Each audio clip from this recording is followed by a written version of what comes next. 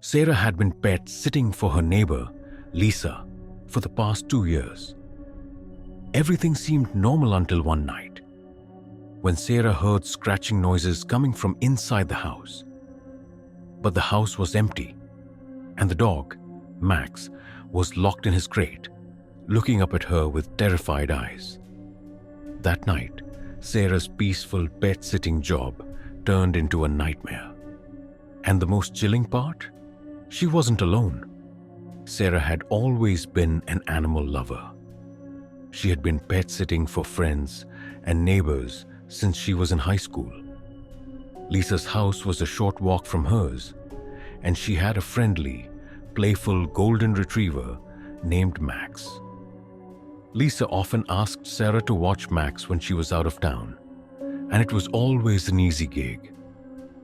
Max was well behaved, and the house was cozy and familiar.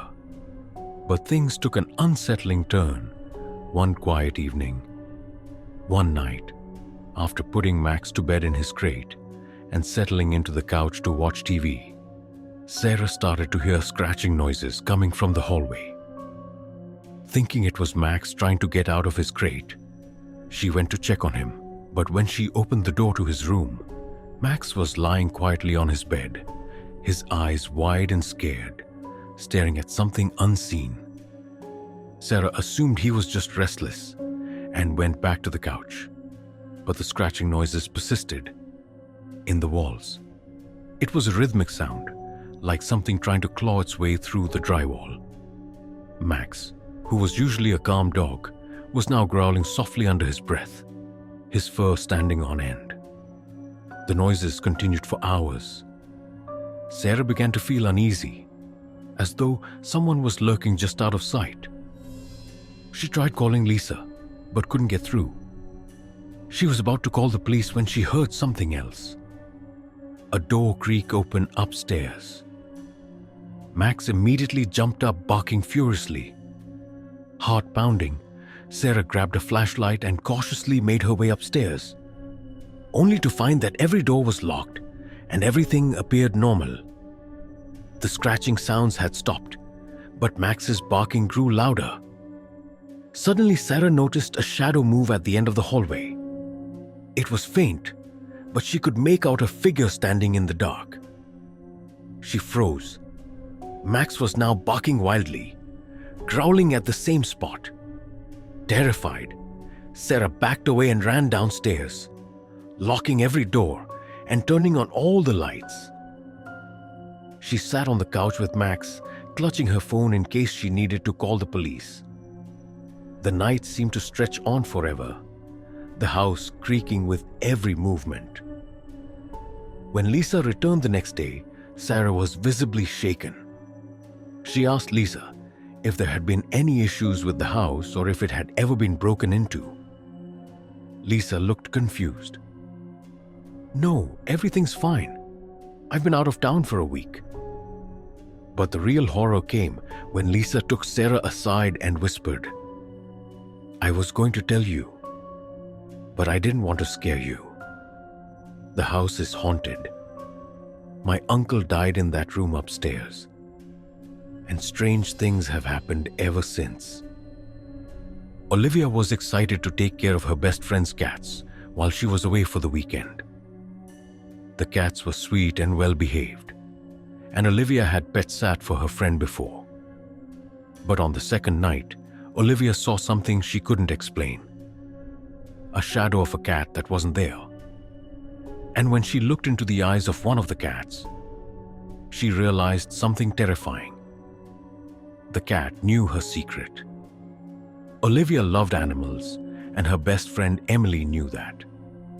So when Emily asked her to watch her two cats, Mittens and Whiskers, while she went on a weekend trip, Olivia was more than happy to help.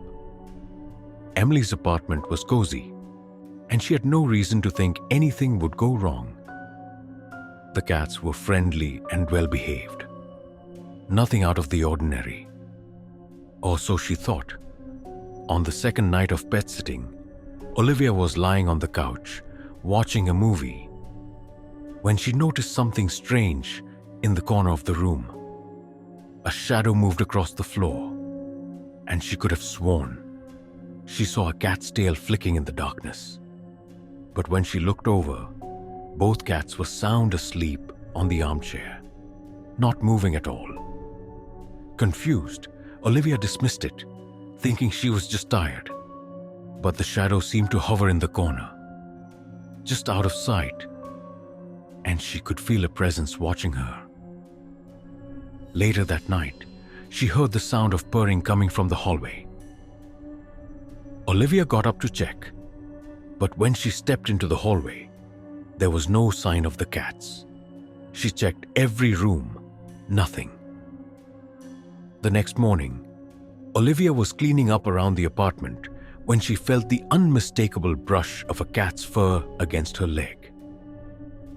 She looked down, expecting to see one of the cats, but neither of them was near her. Only a shadow moved in the corner of her vision. That night, she tried to ignore the strange happenings, but when she walked into the kitchen to refill her water bottle, she heard soft footsteps behind her. She turned, but again, there was nothing there. She felt as though she was being followed by something unseen. The final straw came when Olivia went to check the cats before bed. She noticed that Mittens, the older of the two cats, was staring at her with a strange, intense gaze. When Olivia bent down to pet her, the cat suddenly hissed, backing away. But in the reflection of the window, Olivia saw another cat standing beside her, its eyes glowing with an eerie, unnatural light. In a panic, she looked back at Mittens. She was still sitting on the chair, completely still. The phantom cat was gone. Olivia ran out of the apartment, her heart racing. Emily returned home a day later, and when Olivia explained what had happened, Emily was stunned. "I should have told you earlier," she said. "The apartment is haunted. My mom's cat Oliver died here a year ago. I've seen his ghost too." Carla had been pet sitting for a friend who owned a beautiful mansion in the countryside. The dogs were friendly and the house was charming. But something wasn't right. Every night, Carla felt as though she was being watched. But it wasn't until the second night that she saw something that turned her entire world upside down. Someone, or something, was standing in the window. Carla had never pet sat for anyone so wealthy. Her friend, Olivia, owned a sprawling estate in the countryside, complete with a large mansion and acres of land. Olivia trusted Carla to care for her two large dogs, Rex and Buster, while she was away on a business trip. The dogs were well trained and friendly, and Carla had everything she needed to keep them happy. But the house, it was too quiet, and the isolation of the estate made her feel uneasy at times. At night, the silence was almost suffocating. On the first night, Carla heard scratching at the door and assumed it was one of the dogs. But when she opened it, both dogs were lying peacefully in their beds. As the night wore on, she began to hear the faintest sounds of footsteps moving through the halls. She tried to dismiss it as the house settling or perhaps her imagination. But every time she looked, the dogs seemed to sense it too, barking and growling at nothing. On the second night, as Carla was sitting in the living room, she suddenly saw something moving in the window. She rushed to the window, but there was no one outside. The house was surrounded by tall trees, and no one could have approached without being seen. Still, Carla couldn't shake the feeling that someone or something was out there watching her. That night, as she lay in bed, the dogs began to bark frantically at the door.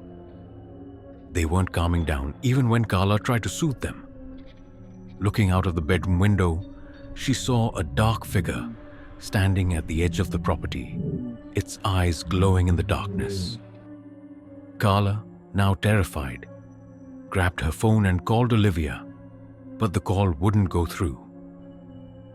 She decided to leave the house, but as she went to check on the dogs one last time, she was shocked to find both of them staring at the window with unblinking eyes, growling softly. When Carla turned to look, she saw a shadowy figure standing in the window. It was tall, human-shaped, and its eyes were glowing with an eerie light. Terrified, Carla fled the mansion, leaving the dogs behind. She never returned to pet sit for Olivia again.